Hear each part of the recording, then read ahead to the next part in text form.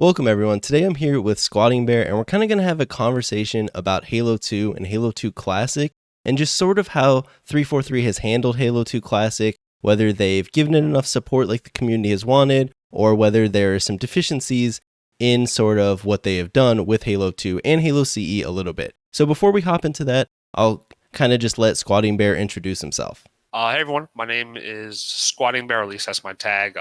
My real name is Aaron. I've been playing Halo for a long time. I would say I'm a pretty well-versed Halo 2 player, and I'm pretty grateful to be on today with Arrrash. I like to see, just where we talk about where we go, and I'm excited to be on the show today. Yeah, I'm excited to have you on, man. It's really cool to have someone on that is a lot more in touch with the more classic Halo community, I would say, than some of the people that I talk to and have had on the channel. I think a lot of us maybe have gotten into Halo a little bit later, or we just kind of focus on what's newer, sort of, but it's definitely cool. Halo has an amazing history, so it's definitely cool to kind of get different sides and kind of hear everyone's opinion. So I think the first thing we can kind of hop into is obviously Halo 2 Classic and sort of its condition in the Master Chief Collection. So I'll kind of let you touch on that a bit. We don't have to get super in depth, but kind of like, how do you feel Halo 2 Classic plays in the Master Chief Collection, sort of compared to your experiences with OG Halo 2 or even Project Cartographer a bit? And do you think there's certain things in particular that 343 should improve, or have they done a pretty decent job with the port, especially over to PC?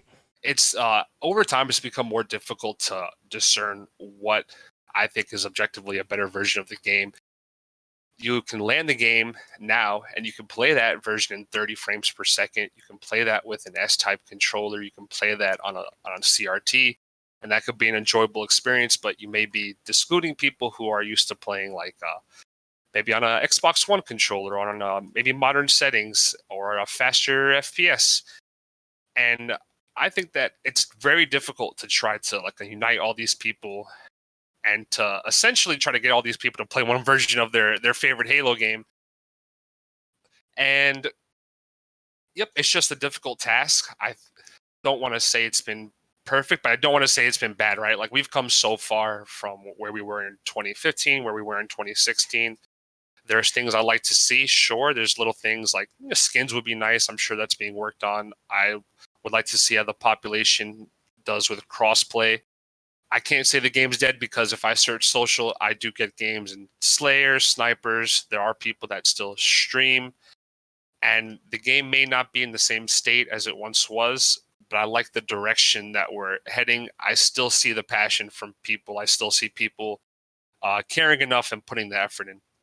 Yeah, for sure. I think that's a really good point about how I think there are some people who kind of prefer the classic version, the OG version of Halo 2 on the original Xbox. And like you said, that's totally fine. But I do think there is some benefits on being able to play on modern resolutions and unlimited frame rate, and be able to play with modern controllers with like the modern button combinations. Because like when I play, and I assume on OG Xbox too, there probably wasn't bumper jumper, right? Because there's no bumpers for the original controller. So on the if I remember correctly, no, on Halo 2 original there was no like bumper jumper. You had your default, you had boxer, green thumb, southpaw, things like that. But what I remember doing was getting my 360 and using that to the 360 controller to kind of play Halo 2. That was backwards compatible. But it's that option just really isn't available for players unless they play OG or Project Cartographer. I'm talking specifically if you're using an S-type controller. This is why people still land Halo 1 and people land Halo 2 with the original versions, is because Microsoft hasn't done like what Nintendo has done, like re-release their old controllers. We have the original Duke re-release, but the S-type has kind of been abandoned. That's not a 343 thing. That's just a Microsoft thing in terms of hardware. And so there are advantages, right? Like, why would you want to come to MCC if you're playing Project Cartographer on deady lobbies with like shot and bullet velocity registration that is just a little more consistent? and you're just having a more fair or enjoyable experience. But yeah, I think that covers that topic pretty well. Yeah, no, for sure. So I believe you play a decent amount of Project Cartographer and the MCC version of Halo 2, and I've played an okay amount of both. But are there any? So for everyone that doesn't know, Project Cartographer is, I might butcher this, so you can correct me, but it's a modded version of Halo 2 Vista that the Project Cartographer team kind of brought back to life because the Halo 2 Vista servers were shut down, and then they've done a lot of work kind of to improve the game after that, because I think Halo 2 Vista itself had a lot of bugs and whatnot, right? Essentially, yes. I'll be the first person to say I haven't played Project Cartographer in quite a minute. It's been some time. I'm playing a lot of MCC just because I like to enjoy the unlocks, the challenges, the ranks, and just the little stuff to grind for. And Uncut Fighter has a really good podcast with Tommy Cost on his channel regarding this. But essentially, it was like a dead version of Halo 2 Vista that was saved by essentially the current Project Cartographer team. Now it's a free-to-play mod with matchmaking, quick play. You can change teams in custom games. Even there's you can adjust your reticle size. There's just like a lot of little features a lot of little quality of life features. The custom lobbies for the dedicated custom lobbies is probably the biggest feature. Being able to play on like a host server, that's something that we've been waiting in MCC for quite some time, and we still haven't seen even a beta version for it. But these are things we've had in Halo 1 PC and Halo 2 PC for a while. I think if you maybe worked with these developers or maybe just made some concessions on just features that players want to see in these games, they would be willing to come over. But yeah, Project Cartographer is a passion project by the community, similar to SPV3 or Project Contingency or any of the other things of that nature. Cursed Halo, I've been playing that recently, even though that's Halo 1, not Halo 2. Yeah, that one's a lot of fun. I played through that a few months ago. I haven't messed with the multiplayer in that at all, because I think you can play that multiplayer. I just played through the campaign, and it was kind of frustrating at times, but it's pretty fun. Yeah, I played the campaign, and it's very enjoyable, even if it is extremely cursed. For sure. It fits the name quite well. Well, one thing I kind of wanted to ask was, so like, what are some specific improvements or features that you kind of wish that we had for Halo 2 or even Halo CE in the Master Chief Collection? I can think of like a quick top 5. So let's say a custom. Let's clarify exactly what I mean by custom game dedicated browser lobby. Like just the ability to have a series where you can control the game types, so you can control the maps, but on a server that is, somewhat physically in between all 8 players. Yeah. Just something like that, like we had on PC. I think For sure. the ability to change teams in games so we can do things like zombies, Oh, yeah. custom games, that would be very nice. BR skin, or not just BR skins, but just skins in general. I know that we have skins for Halo 1, Halo 3, Halo 4, and they're really sick, but I wanna be able to put some stuff on my Halo 2 battle rifle and sniper. Yeah, no, that makes sense. And if I could, so those are things I think are coming. If I had a wild one, I would say a spectator mode. If we could have some kind of observer or spectator mode in MCC, that would be very, very cool. You kind of do already have that in Halo 2 if you set the lobby to where only a certain amount of people can be active on the map. You'll kind of have like a hovering spectator, like monitor client floating around. That would just be like my pipe dream, I guess, if I could have one thing. But definitely skins, definitely the dedicated lobbies. And I know that everyone's been asking for this in perpetuity, but like better registration for melees and shot registration. At this point, I just feel like I feel like people have been asking for that for forever, since like 2008, 2007, and it's just like, maybe just accept the fact that if you're playing someone from like Asia, you're not going to be able to like four shot them very well. Yeah, and that's just like how it is. But maybe they can adjust the bullet velocity. I've seen that tweaked, those values adjusted, and good results Yeah. No, cool. Yeah, I think that's a pretty good list. I didn't know that you could kind of jankily do a spectator mode, but I think a spectator mode for any of the MCC games would be huge for just community ran tournaments and even the HCS tournaments that when they would run them on Halo 3 and they had to use all the stream POVs. I was never a huge fan of that. I think those would have been a lot higher quality if they had a spectator mode, but that one's probably pretty pipe dreamy. I think that kind of stuff takes a lot of work to get working properly, but well, cool. Yeah, I think that's a good list.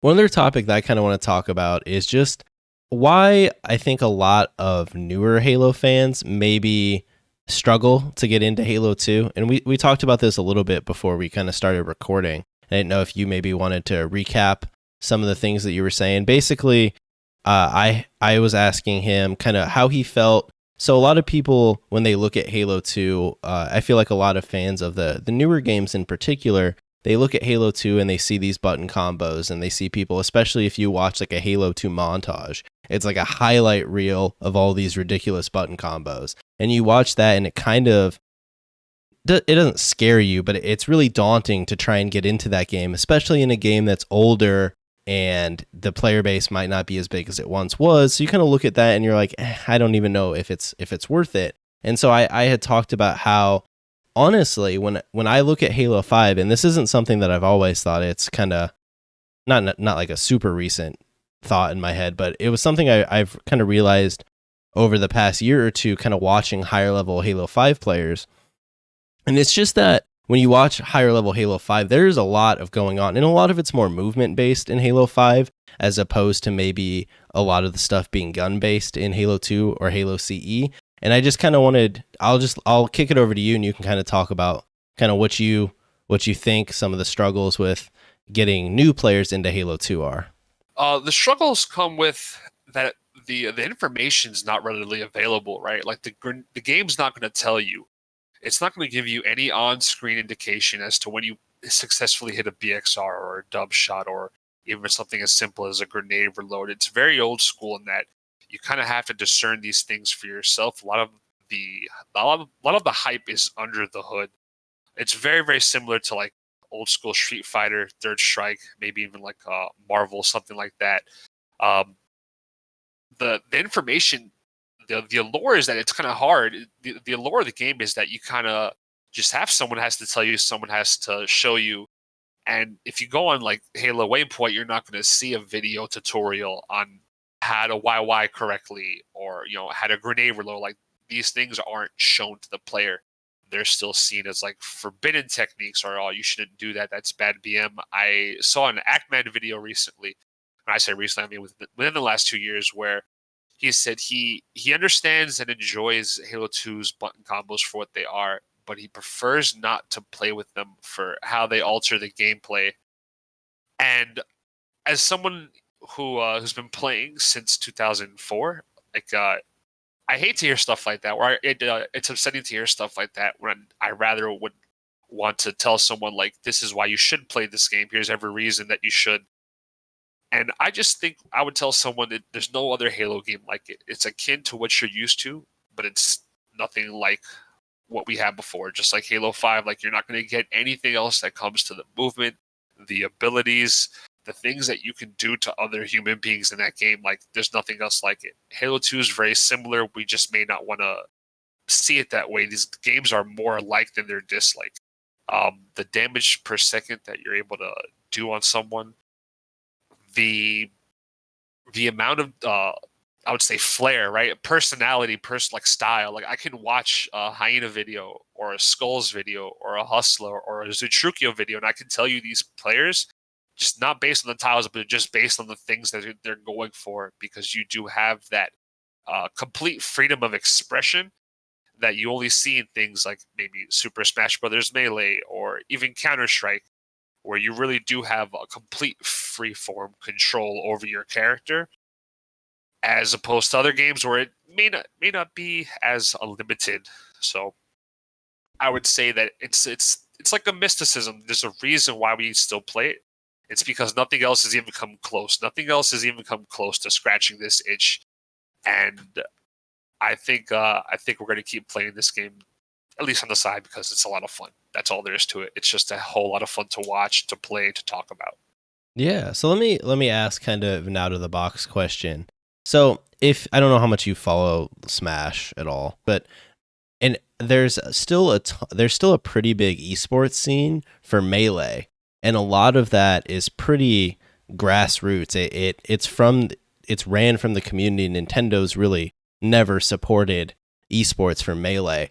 What do you think there's a reason why Halo 2? I know Halo 2 has community run tournaments and whatnot, but they aren't really necessarily like Melee is still draws a lot of players. It's still a fairly decent event, especially at the bigger like fighting game tournaments. Why do you think with a game like Halo 2 did it become more of a niche game kind of post its main run? That's a great question. So I do follow Smash very closely. I started playing locally in 2016. Been to a few tournaments. I play a lot of Slippy. So I would say that the biggest reason why you don't see Melee and Halo 2 take the same kind of trajectory with their community growths is that when MLG abandoned Melee after 2006, they had like their last MLG Long Island event in early 2007. That was kind of the community's wake-up call to be like, well, look, if we don't have an organization doing this for us, we have to do it ourselves again. Because they were Grassroots back in 02, 03, but from 04, 05, 06, they were, partnering up with MLG and all the things, all the benefits that brings, like our scene was. When MLG stopped supporting Halo 2 after 07, after the Canadian event, it was mutually understood that it's because we're playing Halo 3. And I remember specifically a lot of people, we were very excited for Halo 3 because it was on the 360, it was on a new console. And it just looked better, the maps looked better, everything sounded better. But when we found out that it didn't have any competitive techniques, and I'm not talking about just button combos, I'm talking about the plasma pistol was nerfed, the sword was nerfed. You couldn't sticky launch people anymore. You had half the amount of grenades. You couldn't wall glitch people anymore. You couldn't sweep sight people anymore. Like the entire game was in a way refined, and a lot of people really enjoyed those changes. But I was there, and I remember most of us didn't. A lot of people were very upset. A lot of people left. You can look at the placings and the results. A lot of people that were playing Halo in tournaments from 07 were not there in 08 and 09 because the game just didn't do it for them. And people really didn't take up, I guess, the mantle, you could say. I was still very young. I was definitely in high school, so I can't really speak on behalf of the people that were more invested during these years from 07 to 2010, while people were still going to Halo 3 tournaments. But if you just look at the history of how the game has kind of been treated, it kind of all will just piece the puzzle together for you. In 09, 2010, we lost the MLG forums, which is kind of the equivalent of Smash boards. It had all of our knowledge, all of our tech, all of our discussion, all of our history.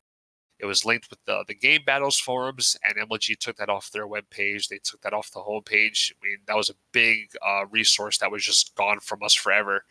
A lot of Halo 2 stuff we'll never have access to again if it wasn't on the Halo forum or something. We also had a lot of VODs, like video on demand tournament POVs, that are lost to time, lost to someone's hard drive as well. MLG, for those who don't know or remember, used to have everyone's point of view. And I'm not just talking about how HES will have like the highlight or the casters, they'll have like the 3-hour gameplay. MLG would have every single player's point of view for their tournament, like their tournament life, like their FFA, there's 2v2, their 1v1 games, their fours. They would have that on the website, every pro and every semi-pro, so you can go online and study the game. I think it costs some money, but after a while, I think it became free. But you had literally thousands of videos and archives from pro players to learn from. After a while, that was taken away completely.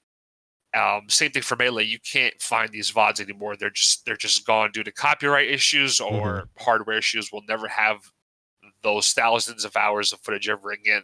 That probably set our community back a very long time because we had to have the people that remembered how to do all the tech and remember how to do these things in clutch situation, how to teach people again. That came on XBC. Those years, I would say, were after they shut down. Everyone remembers the shutdown April 2010 when those last 14 players were online. I remember a couple of them. They were from H3F, H2F. Shoutouts to Slater Ohm and them. After that, we went to XBC, a very smaller community, but a smaller community just makes things more like tight-knit, more personable. XBC was essentially like a tunneling software that eventually got shut down right around the time MCC came. But the game was just broken for years, man. Like the game was literally, you couldn't like spawn, you couldn't join a custom lobby, you couldn't get a matchmaking game. I remember specifically on MCC and Halo 2, like if a player quit on the other team and caused a black screen, all players in the lobby got like 3 losses because the game thought everyone quit. Like just like crazy stuff. Like you literally could not play the game. Like not exaggeration, not exaggeration or anything. You just couldn't play. And it's just like, it feels like one thing after another. I won't even begin to discuss Halo 2 not having a LAN tournament at any Grassroots or HCS event.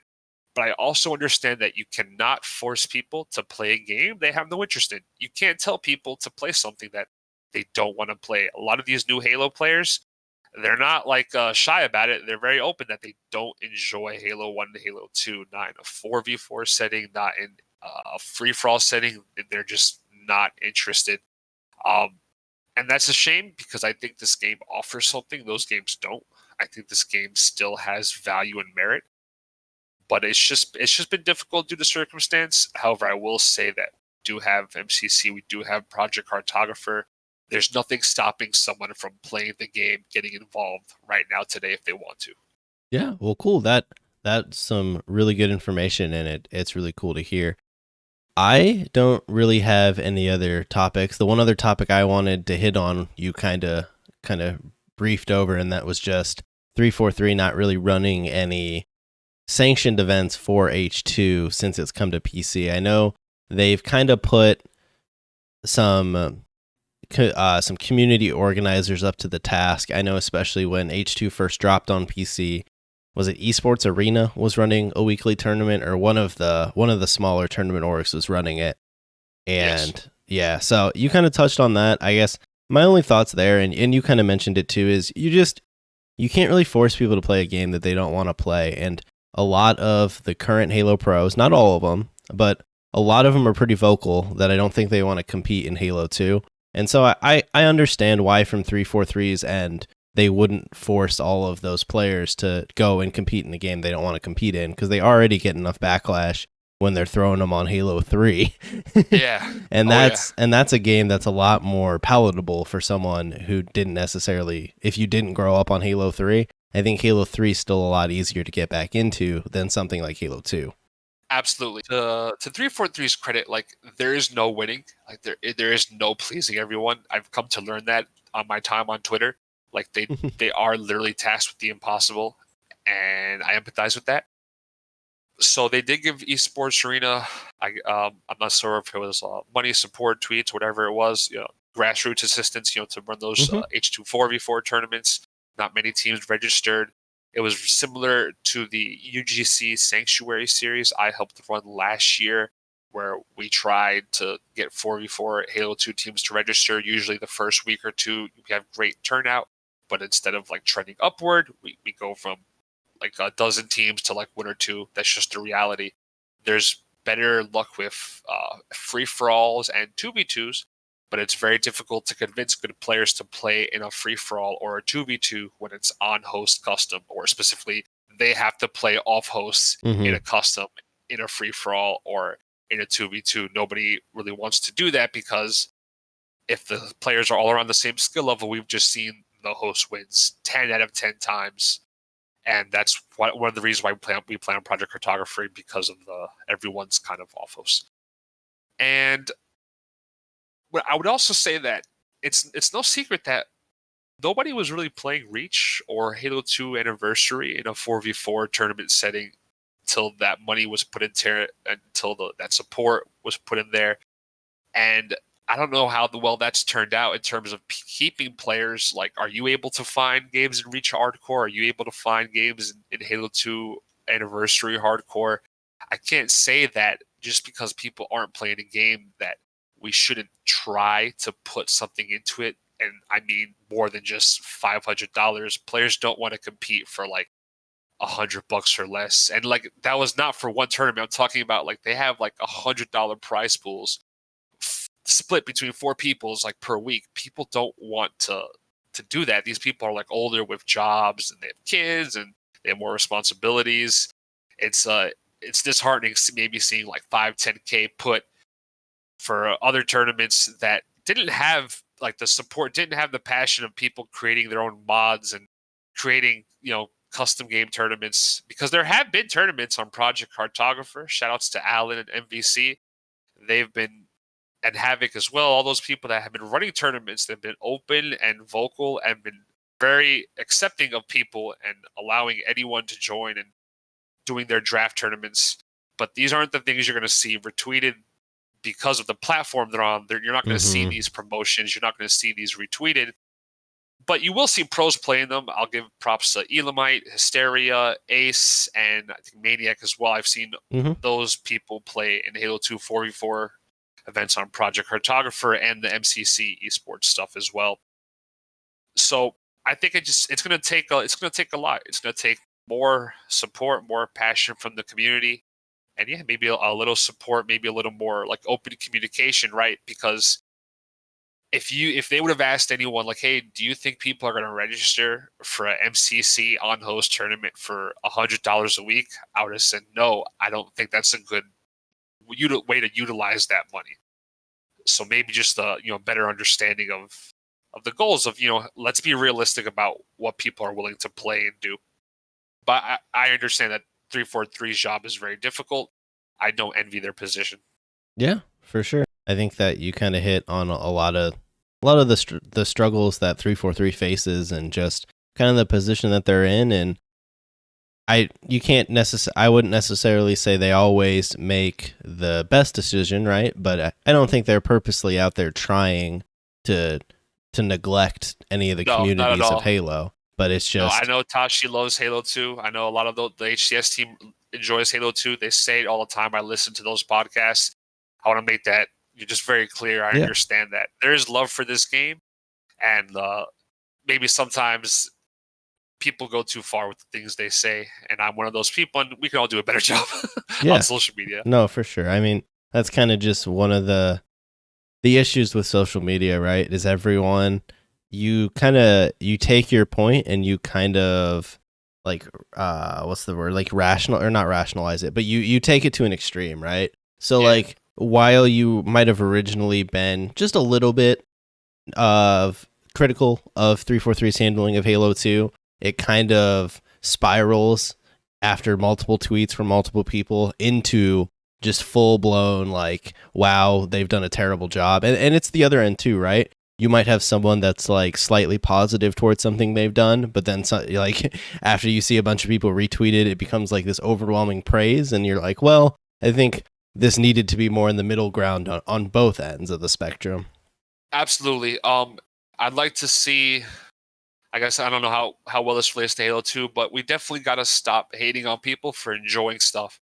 Like I may not like logically understand why maybe a certain Halo game is your favorite, but just the fact that you play, just the fact that you are willing to like tell people like, hey, like I play this game called Halo, like just means like, you're kin to me. It just means like we experience the same kind of struggle. We're all trying to get this 50 together, boys and girls. We're all trying to get the same achievements and the same ranks. Yeah. So I'd like to be the change that I want to see, and let's do better. Stop hating on people for liking things. For sure. Going forward. Yeah, no, I totally agree there. I think that is something that any community really could do better, but the Halo community for sure. There's a lot of negativity thrown at different people for liking different games, and they're all Halo games. Whether or not you particularly like a certain one, you shouldn't ruin someone else's enjoyment of that game because they like it. They like it for the reasons they like it, and you don't like it for the reasons you don't like it, but you don't necessarily need to try and drive home the reasons you don't like a game and try and like put that onto someone who is just having fun.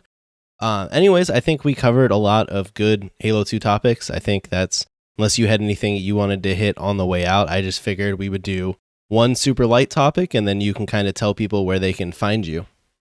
Sure. So I will use this time to shamelessly plug some things in the community that I know don't get a lot of mention. So I know right now on Twitch you can find the Beachland 9 hosted by McDick, a Halo CE 2v2 event that goes on annually here in Florida. I would highly advise checking it out. Leave the stream on. You rarely get to see like really high level 2v2 land with all 4 POVs like this. So check it out if you like competitive Halo. And in another month, well, at the end of this month, I should say, end of this year, will be the end of this year's Halo montage contest hosted by Hable. Shout out to Steve and everyone at Halo is back. So if you like montages, watch the ones that have been submitted. If you got some clips, put something together, and you might win Eternal Glory. Who knows? Yeah. To this day, I think some of the coolest montages in gaming are Halo montages. I don't know, there's just a certain charm to them. So, all right, well, thanks for watching, everyone. I hope you guys found this as informative, as enjoyable as I did. And yeah, so make sure you guys like the video. SquattingxBear, you also have a YouTube channel and you stream occasionally. Do you want to plug those? Oh, yes. So it's pretty easy to find me. If you've watched any Halo 2 video, you'll find me in the comments of it. I'm just playing. But no, Twitch TV/SquattingxBear, Twitter.com/SquattingxBear, YouTube SquattingxBear. It's pretty easy to find me. I'm in these lobbies, Halo 2 social games. Turn on Precision Slayer. You can find me. I'm everywhere, baby. I actually play this game. Awesome. Well, thanks for watching, everyone, and I'll see you next time.